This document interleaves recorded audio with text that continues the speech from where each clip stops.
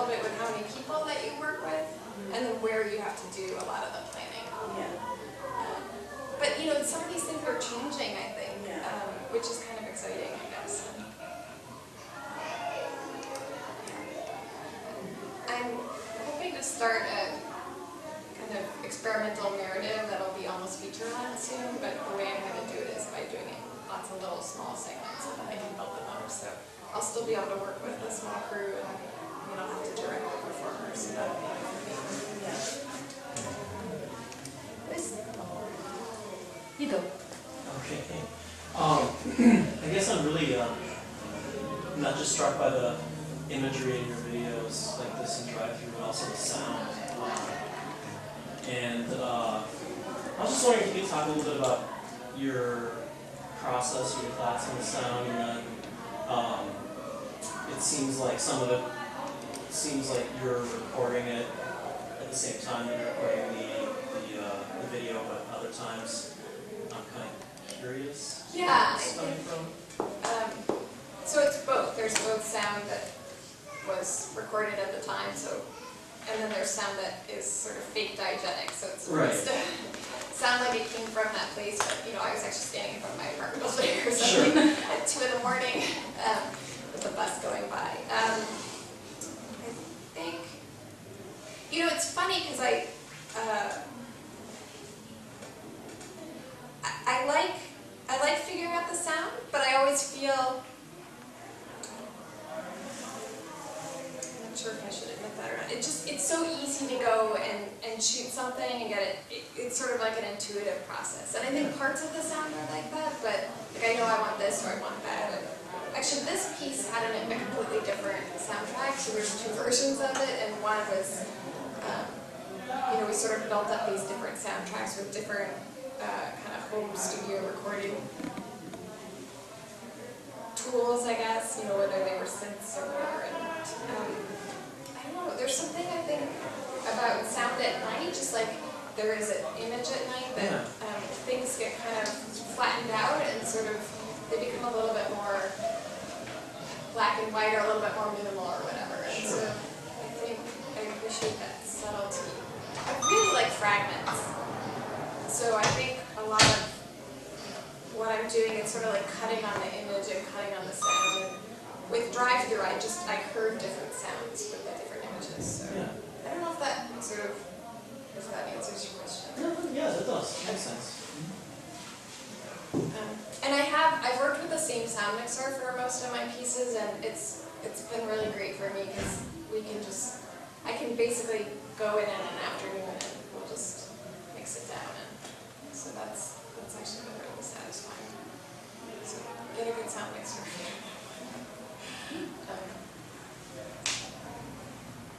I was just thinking about your sign photos and your project at the Whitney, and wondering if you had considered maybe just taking those signs if they were in a destructed area, and if that would have been just as expensive or not the right idea for the piece. Because if you're, I guess you're remaking them so that they can operate. I don't know, just your thoughts on that.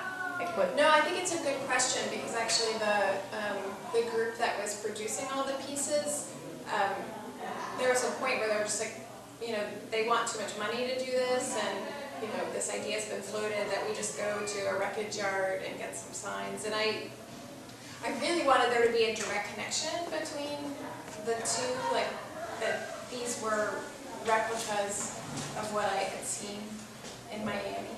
But I think in a different context, it wouldn't matter as much. And saying that, I guess in some ways it's kind of wasteful to, make a bunch of signs that are never going to be able to function. They only function as pieces of art. There is, I haven't been there yet, but in Las Vegas, there's the, I guess it's a sign graveyard or museum or something. It's not as good as you want it to be. Oh. They're low. They're not where they need to be. Okay. And they're infringed upon by all this other light. So don't worry. Okay. Don't go there. So much better now. Every time keep missing it. Yeah. Here, what you've imagined is better. But, I think if I look at some of the work that I've done so far, a lot of times I'm looking to recreate something or replicate something, and I feel like the next step with these would actually be to make my own sort of fake signs. I mean, when I say fake, just that they are destroyed in some way. Yeah. Or not. And mostly what stopped me is budget. So. Sure. Yeah, but that's a really good question. So, yeah, I learned a little bit about signs. So these are made Southern style. So they're actually the cabling and stuff is much rougher, and then it's also that annoying hum from fluorescent lights, which comes from the old ballast, the old way of getting the power to them. These have that too, so they will always need to be either turned off or in a location that's kind of big enough to absorb that kind of annoying hum. So. The hum would be part of it. Yeah. Yeah. I have the little one in my living room though, and I really love it, so I guess it's just sort of about one person. And I'm excited about LEDs, and I think that technology it's not there yet, but it's really going to change the way that we light things. Now you can buy these, it's like this, except it's a light, and there's not going to be, let's go turn on the lamp anymore eventually. So. I'm interested in the technical requirements of shooting at night. You mentioned HDV, right? But is there other special equipment that you need in terms of getting the amount of light that you need, or do you just have to pick the right location? No, it's mostly, for me it's mostly been about having a decent camera, I think, because I've had some sort of lower end HD or HDV cameras, and they didn't work as well. So a little camera, you need a larger one so that the lens can let in a little bit more light, so it can be a little bit more sensitive. That's a really sort of reductive way of explaining that. And then you need a good focus on it. Like, you need to be able to manually focus. I used Sony cameras for both of these. There's, for the one that we saw here, it's the EX1. So, to me it's really important the way that it looks. So like the first shot, it was dark and so it's kind of grainy, and that always bothers me. So, part of it has to do, I think, with the amount of contrast that's in the image, and then also the exposure.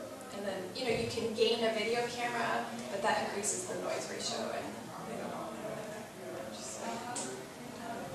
But, this goes back to, film cameras had more latitude than video did, and they still do, but that's, I think, the big push for HD is that those detail in the shadows, which is something that standard definition video just didn't have. And, if you think about it, your eye can see all of this, film can see this, and then video can see this, so now we're just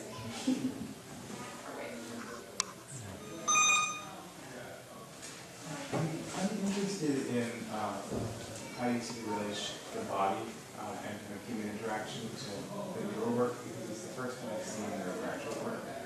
And it seems like at some point the body kind of becomes removed from work, but now it's re-entering, and if that makes you... Yeah, no, it's a good question.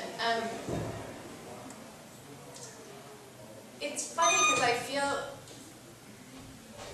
felt like at some points using my body had to do with, sort of putting yourself on the line, right? And that, you were saying that you were serious in some ways because you were willing to put yourself out there. But I think also that the scope changed for me, so that I wanted to talk about things that were larger. Like that the stage was bigger, not maybe that the concerns were any larger, but that,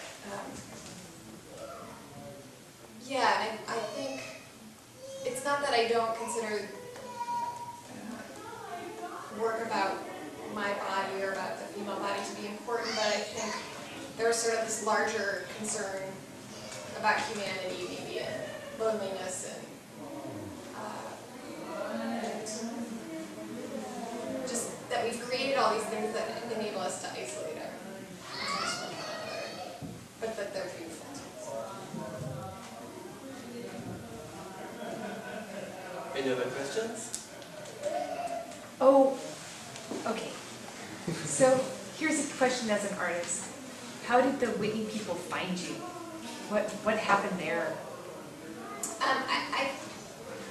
I had my work solicited a couple of times, so I think it was just from being in some festivals and things like that. And so then, so the second time, I got a call and I was like, oh, I wonder what this is. That was, because they call you and then, you have to keep it a secret for a while. Would you be interested in showing your work at the biennial? That's the question. Oh no. Right. Maybe next time. So, the ask was so polite, I was just, I don't think I'll ever forget that. It's like, it's like, would you like to win the lottery next year or something like that? So, yeah.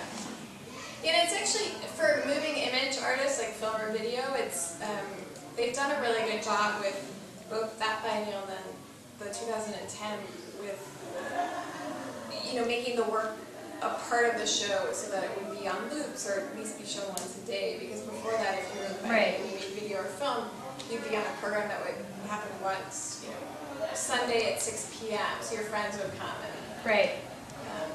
There was a few pieces at that biennial on the hurricane.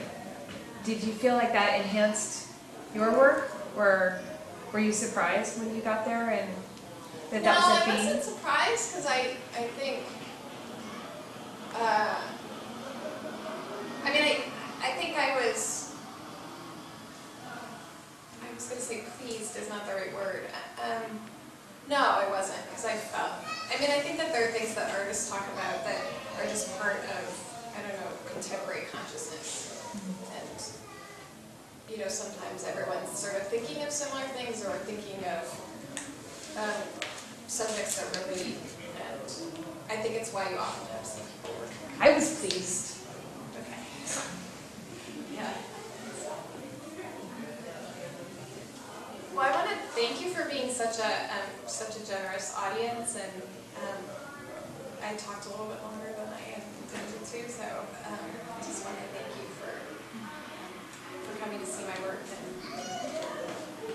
especially when there's some person next door. So, yeah, thanks for having me. Thank you.